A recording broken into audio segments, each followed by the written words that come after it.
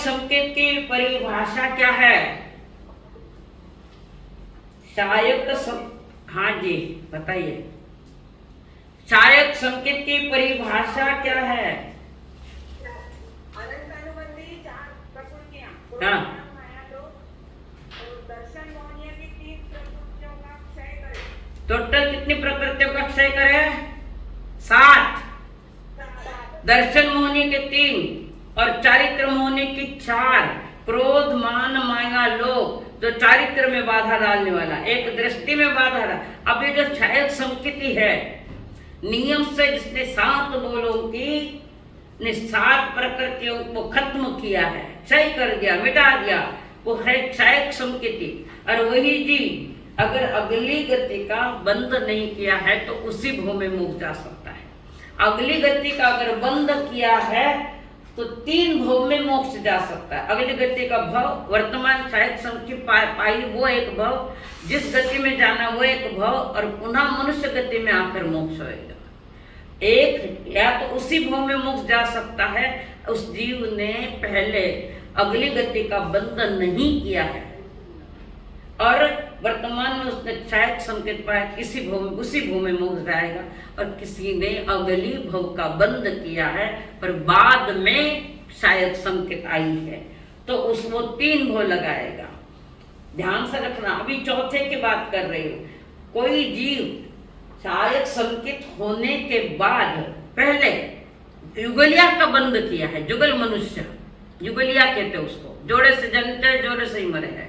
तो ये युगलिया जो है, युगल गति का बंध किया तो एक तो सहायक संकेत पाया वो एक भव, युगल में गए वो दूसरा भव, और युगलिया नियम से देवलोक में जाते हैं वो तीसरा भव, और पुनः मनुष्य जन्म पाकर वो जीव उसी भव में मोक्ष जाएगा। समझ में आई? जघन्य 1, मध्यम 3, उत्कृष्ट 4। अगर सहायक संकेत आई है अगली पहले किसी गति का बंध नहीं किया चारों ही गति में से तो वो उसी भव में मोक्ष जाएगा। पहली बात समझ में आई? पहली बात 7 प्रकृतियां जो अनंतानुबंधी चौकड़ी, क्रोध मान माया लोभ, दर्शन त्रिक, इसका जिसने क्षय किया है पर पूर्व में किसी गति का बंध नहीं किया है पर सहायक संकेत आ गई है तो नियम से उसी भव में वो मोक्ष जाएगा। ये जगन्य 1 भव। अब उत्कृष्ट 3 भव की बात बता रही हूँ कि जिस जीव ने जो अगली गति का बंद करने के बाद पुनः सहायक संकेत आई है तो नियम से पहले वो अगली गति में जाएगा और वहां से आयुष्य पूरा करके मनुष्य भव में पुनः आएगा और मोक्ष जाएगा। तो ये हुए 3। जिस भव में उसने सम्यकत्व पाया वो एक भव, जिस गति में गया वो दूसरा भव, और वहां से निकलकर पुनः मनुष्य बना और कर्म का पाकर मोक्ष गया। तो ये जगन्नति। और कोई जीव ऐसा है कि जिसने युगलिया गति का बंध किया है, युगल जन्मते हैं वहां का बंध किया है और बाद में क्षयक संकेत आई है। तो जिस भव में मनुष्य भव में क्षयक संकेत का एक भव, युगल वाला दूसरा भव, जिसको हम अकर्म भूमि कहते हैं। कुछ शब्द आपको नए लगेंगे पर ये शब्द बार बार आएंगे। तनाव लेना नहीं, शांत भाव से सुनो, मैं शांति से समझा रही हूँ, महत्वपूर्ण है ये विषय। तो एक उसने युगल भव का बंध किया है तो यहाँ पर एक सहायक संकेत प्राप्ति वाला मनुष्य भव, युगलिया का दूसरा भव, और युगल मनुष्य नियम से देवलोक में जाते हैं। उसकी कोई दूसरी गति नहीं है, कारण इनके कषाय कमजोर होते हैं। जिसके युगलीय जीवों के कषाय तीव्र नहीं होते, कमजोर होते, और वहां से आयुष्य पूरा करके देवलोक में जाएगा जी, और वहां से निकलकर पुनः मनुष्य भव में आएगा और उसी भव में मोक्ष जाएगा। तो जगन्य 1 भव, मध्यम 3 भव और उत्कृष्ट 4 भव। सहायक संकेत के लिए ये कंडीशन है। हाँ, ध्यान में आया? सहायक संकेत की परिभाषा क्या है कि जिस जीव ने अनंतानुबंधी चौकड़ी और दर्शन त्रिक का क्षय कर दिया 7 का, यानी कोयला पूरा राख हो गया है, अब वो कोयला नहीं बन सकता। ऐसे ही इन्होंने 7 प्रकृतियों का पूर्ण नाश कर दिया, खत्म ही कर दिया, है ही नहीं सत्ता में, यानी आत्मा में इसके परमाणु भी नहीं रहे, खत्म कर दिया उसने। तो वो जीव सहायक संकेती है। ध्यान में आई? किसके ध्यान में नहीं आई? मनोज, समझ में आई? एक भव, तीन भव और चार भव। चार भव तो वो युगलिया का बंद किया है जिसने, युगल ने जोड़ा से जन्मे भाई बहन, शादी भी साथे ज करे અને એ મરે भी साथे ज, एक ने छींक आवे एक ने उबासी आवे। इनके खेती वेती कुछ नहीं, 10 कल्प वृक्ष होते हैं, उनकी इच्छाएं पूरी करते हैं और इनके कषाय बहुत कमजोर होते हैं, इसी बल पर वो देवगति में ही जाता है। समझता है, मोक्ष नहीं मिलता और साधन भी महत्वपूर्ण है। अशुभ से बचने के लिए और पुण्य का बंद करने के लिए पुण्य करना है, पर सतत हर भव में पुण्य में रहे तो फिर ये साधन जो मिले वो वेस्ट गए, एक बार नहीं अनंती बार गए। ये 8 बोल अनंती बार मिले पर जीव का पुरुषार्थ कमजोर पड़ गया, जीव ने अपनी शक्ति को पहचाना नहीं और चारित्र मोहनीय कर्म का प्रभाव उस पर है। चारित्र मोहनीय कर्म का उस पर प्रभाव है। उदय में आ रहा है चारित्र मोहनी, तो ले नहीं सकते, ले पर उसने चारित्र मोह के उदय में जीव अगर पूर्ण पुरुषार्थ करे यानी वीर्य यानी पुरुषार्थ करे फुल, तो वह जीव उस कर्मों की प्रकृतियों को खत्म करके मोक्ष जा सकता है। समझ में आई बात? और किसकी? हाँ भाई, कल क्या बताया था? अनादि अपज्यवस्या, कल बताया था, जिसके आदि नहीं और अंत नहीं अभवी जीव की अपेक्षा। अनादि शांत एक भव्य जीव की अपेक्षा उसका मिथ्यात्व का काल तो अनादि का है, पर इस भव में वो पुरुषार्थ करता है सम्यक दर्शन प्राप्ति का। किसका? सम्यक दर्शन की प्राप्ति का। जो हमने वो करण और लब्धियां जो बताई ना, कैसे कैसे आगे सरकता है अपने परिणामों से, वो अनिवृत्तिकरण में आता, वहां आकर अंतर्मुहूर्त में उसको सम्यक दर्शन होता है। तो सबसे ज्यादा पुरुषार्थ इस जीव ने मिथ्यात्व में किया, इसलिए उसको भी गुणस्थान कहा गया है। अनादि शांत एक भव्य जीव की अपेक्षा काल अनादि शांत है, पर कोई भव्य जीव अनादि से मिथ्यात्व गुणस्थान में रहता है। इस अपेक्षा से भव्य जीव के मिथ्यात्व काल तो अनादिक है। अब वो भव्य जीव जब अपने निज शुद्ध आत्मा से, निज स्वयं की आत्मलक्षी बनकर, आत्मलक्षी बनता हुआ वो पुरुषार्थ करे, जीव निज आत्मा शुद्ध आत्मा से पुरुषार्थ करे, यानी निज आत्मा का ही आश्रय लेता है, निज आत्मा का ही सहारा लेता है। बाहर का मोक्ष मार्ग में बाहर का कोई सहारा नहीं है, सब तुम्हारी चेतना वो ही तुम्हारे लिए कार्यकारी है, आवश्यक है। तो उसने निज आत्मा का आश्रय लिया ने आधार लिया, स्वयं ने स्वयं का आधार लिया। अनादि से तो बाहर का आधार था, पर वर्तमान स्वयं ने स्वयं का ही आधार लिया है। तो अपनी निज आत्मा आत्मा में जाकर वो भव्य जीव शुद्ध आत्मा का आश्रय लेकर सम्यकत्वी होता है। इसका मतलब धर्म के प्रारंभ निज शुद्ध आत्मा से ही होता है। वितराग मार्ग स्वयं को स्वयं से ही अपने आप को जानना पड़ेगा। ये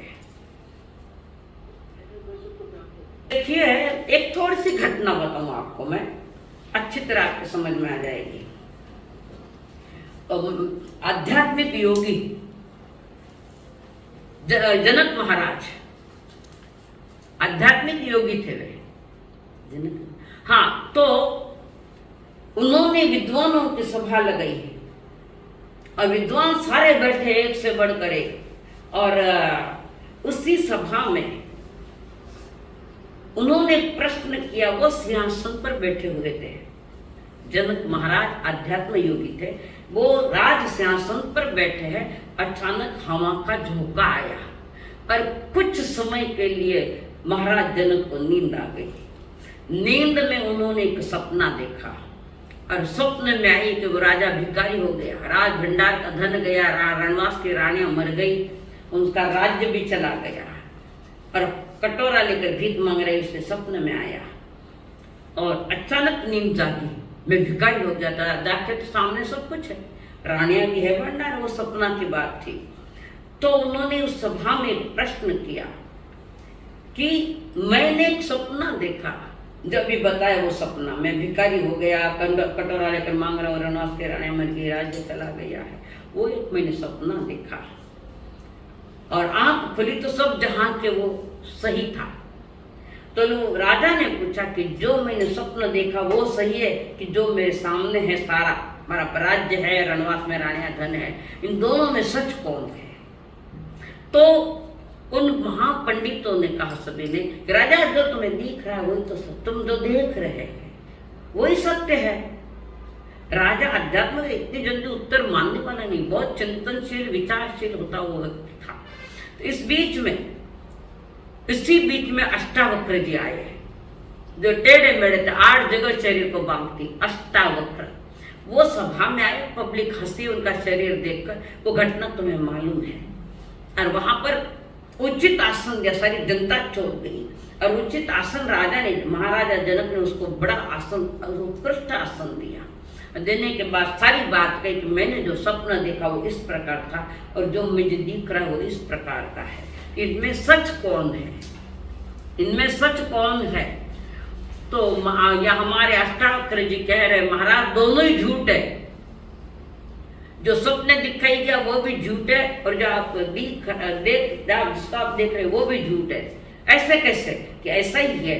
तो वो हमारे अष्टावक्र जी कहते, महाराज जो तुम्हें दिख रहा है वो झूठ है, जो सपने में देखा वो झूठ है। तो सच क्या है? देखने वाला कौन था? राजा जनक। देखने वाला कौन था? राजा जनक।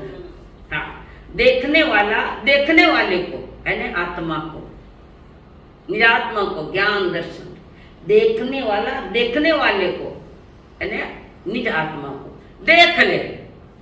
देखने वाला देखने वाले को देख ले। इस दुनिया में देखने जैसा कुछ भी नहीं है, जो है तुम स्वयं हो।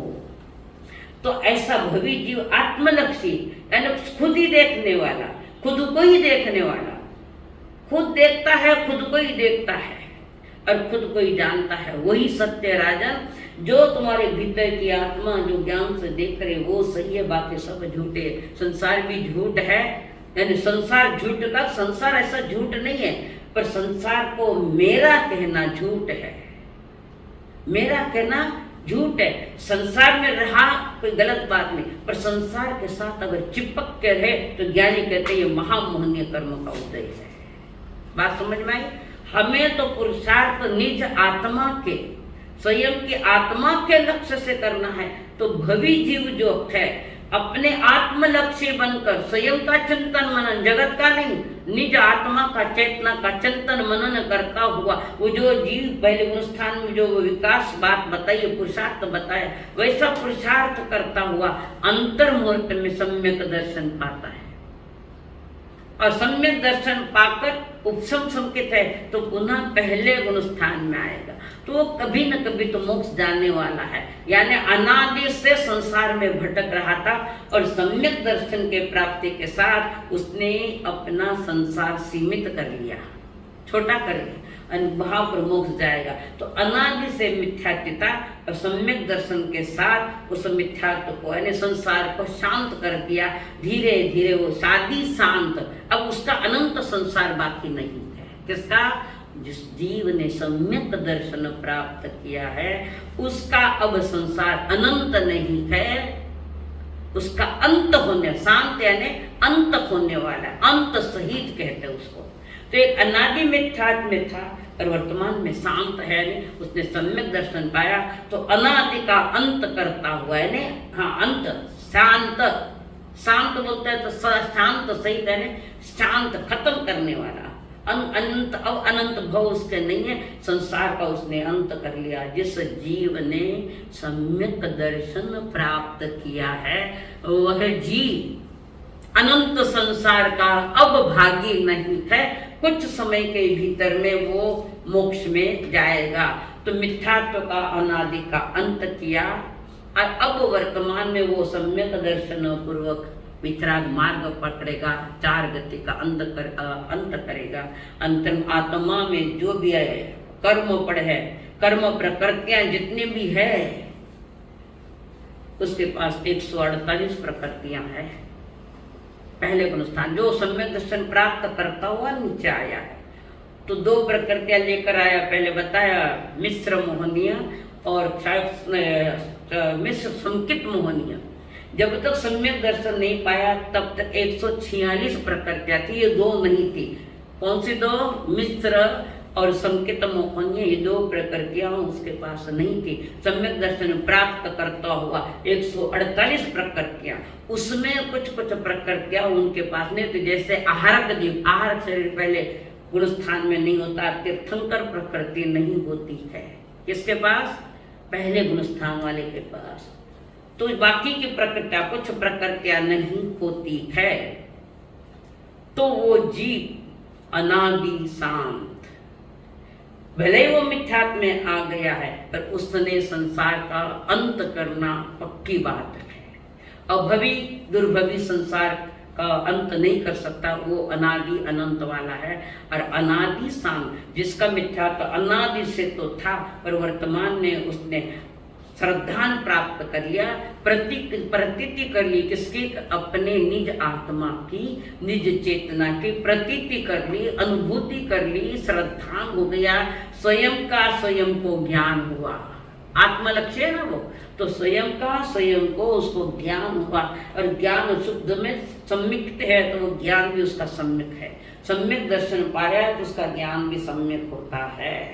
तो अनादि शांत जो जीव एक बार सम्यक दर्शन प्राप्त करने के भले ही पहले गुण स्थान में आया पर उसने संसार सीमित कर लिया है।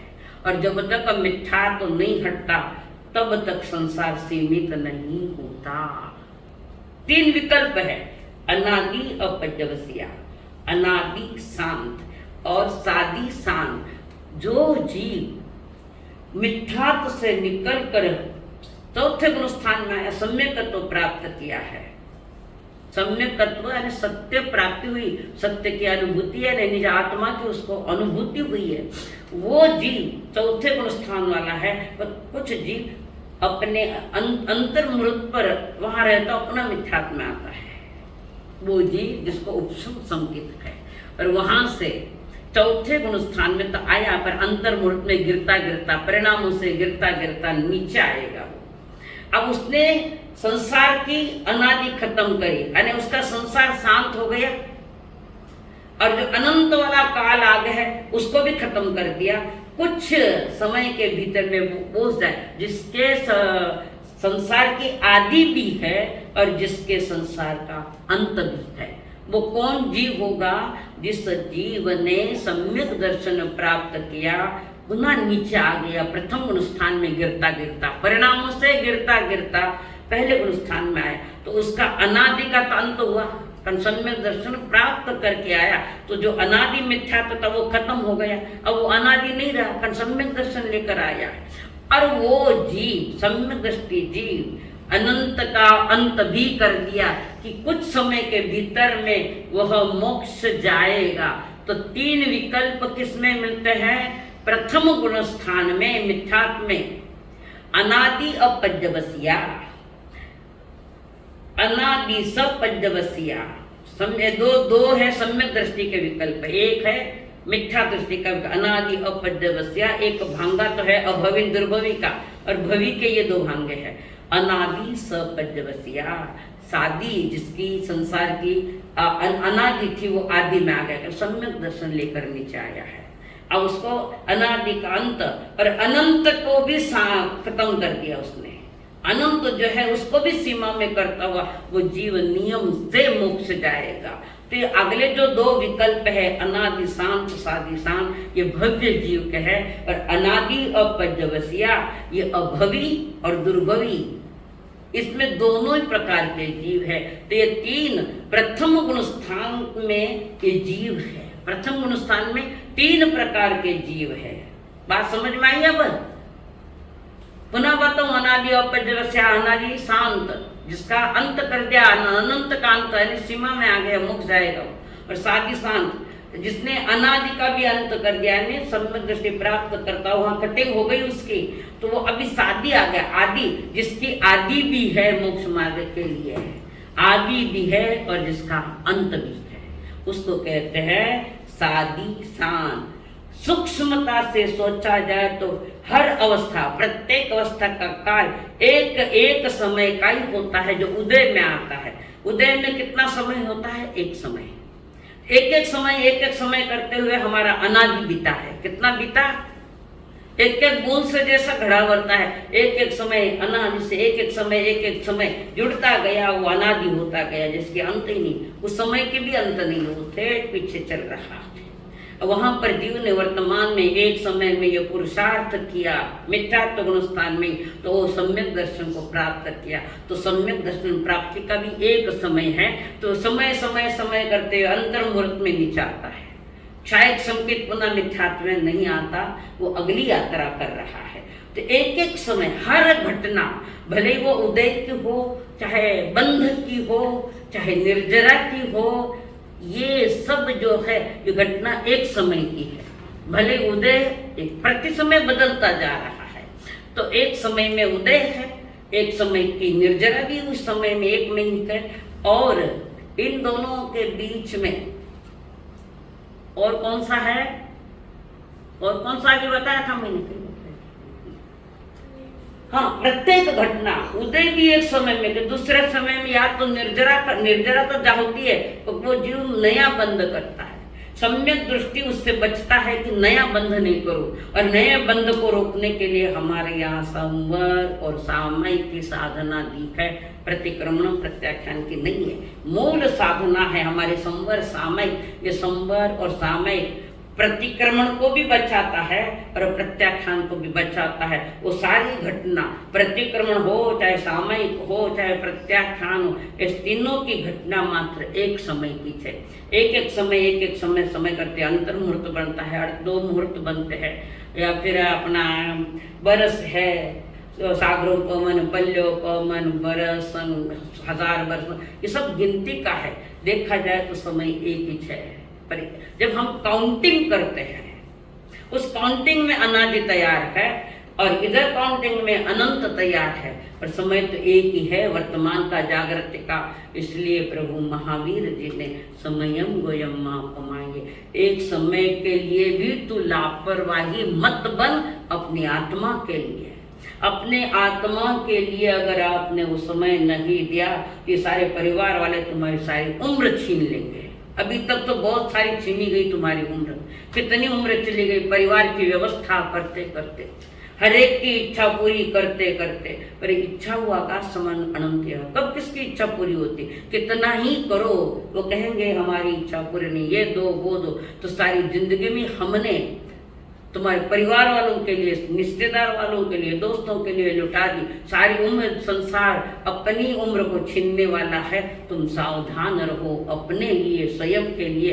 जितने सावधान होंगे, ये सावधानी के लिए आपके सामने ये हीरे मोती रखे हैं हमने।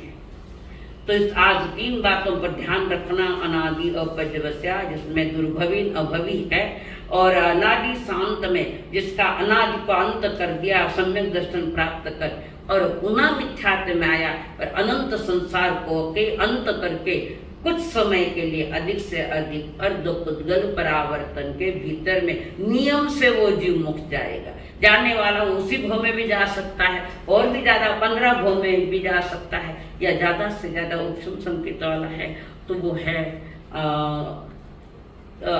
जो अर्धपुद्गल परावर्तन के भीतर में नियम से मुक्त जाएगा। अब अर्धपुद्गल परावर्तन क्या है? तो हमारा काल चक्र है 10 कोटि का उत्सर्पणी और 10 कोटि का उत्सर्पणी। तो ये 20 कोटि सागरों का एक काल चक्र है। ऐसे अनंत काल चक्रों का एक पुद्गल परावर्तन है, अनंत काल चक्रों का। और जब जीव सम्यक दर्शन पाता है तो जो अनंत काल चक्र है उसमें से मात्र अर्ध पुद्गल परावर्तन, उसमें से आधा, और आधा में भी और कमी पल्य का संख्या का भाग, इसको कहते हैं अर्ध पुद्गल परावर्तन। वो अब भले वो इतना काल है पर उसके पास संकेत है, उसने संकेत पाई है। जैसे नया मकान आप देख के अपने पुराने घर पर आ गए हो, ऐसे सम्यक दृष्टि नए मकान पर जाकर पुनः अपने घर में मिथ्यात्व में आया, और उस घर की उसको याद है कि नहीं, जिस मकान को आपने देखा है खरीदने के लिए। जिस मकान को आप खरीदने के लिए जा रहे हैं और आपने वो मकान देखा है, आपके दिल में आ गया है, तो वो मकान आपने पूरा देखा और आप अपने घर आ गए वापस, तो वो जो नया मकान खरीद रहे हो, क्या तुम्हारे दिमाग से वो जाएगा? क्या गली गांव भूल जाओगे वहां के? आपको आपका मकान का पक्का पता है। ऐसे ही सम्यक दृष्टि जीव, उसने अपना मकान यानी सम्यक दर्शन समझ लिया, अनुभव कर लिया। भले ही वो नीचे आ गया है, पुराने घर यानी मिथ्यात्व में भले ही आया, पर उसने सम्यक दर्शन को नहीं भुलाया। सम्यक दर्शन उसकी सत्ता में पड़ा हुआ है। बात समझ से ये कि नए घर में देख लिया उसने, यानी सम्यक दर्शन से जान लिया स्वयं को, तो नया घर देख लिया, परंतु परिणाम वापस उदय में आए। भले वो घर आ गया है, पर अपना नया मकान नहीं भूलता वो। ऐसे जीव सम्यक दृष्टि होता, जीव पुनः अपने मिथ्यात्व में भले ही आया है, अब उसको कोई डर नहीं, कारण उसने अपना पता जान लिया कि मेरा एड्रेस क्या है, वो उसने जान लिया।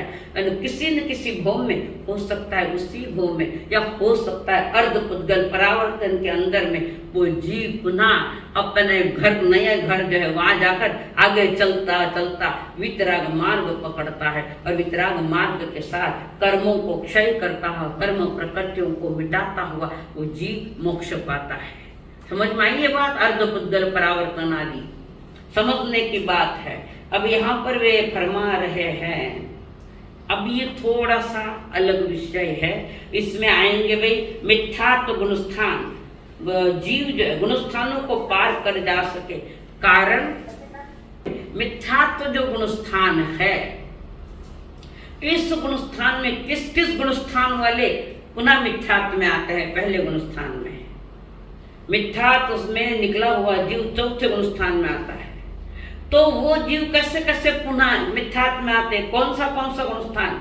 कोई जीव है, कोई तीसरे में आता है, चौथे में भी आता है, पांचवें में भी जाता है, सातवें में भी जाता है, तीसरे में, चौथे में, पांचवें, सातवें में जाता है मिथ्यात्व गुणस्थान वाला। जैसे उदाहरण बताओ, किसी जीव ने 5 महाव्रत धारण किए है तो गुणस्थान पहले ही अभी उसके पास, और उसका चारित्र छठे सातवें गुणस्थान वाला जैसा चारित्र है, उत्कृष्ट चारित्र की परिपालना कर रहा है। दर्शन अभी मिथ्यात्व है, पर वो उत्कृष्ट चारित्र की परिपालना करता हुआ जीव ऐसा पुरुषार्थ करता है कि वो वहां पर छठे गुणस्थान में सम्यक दर्शन प्राप्त करता है।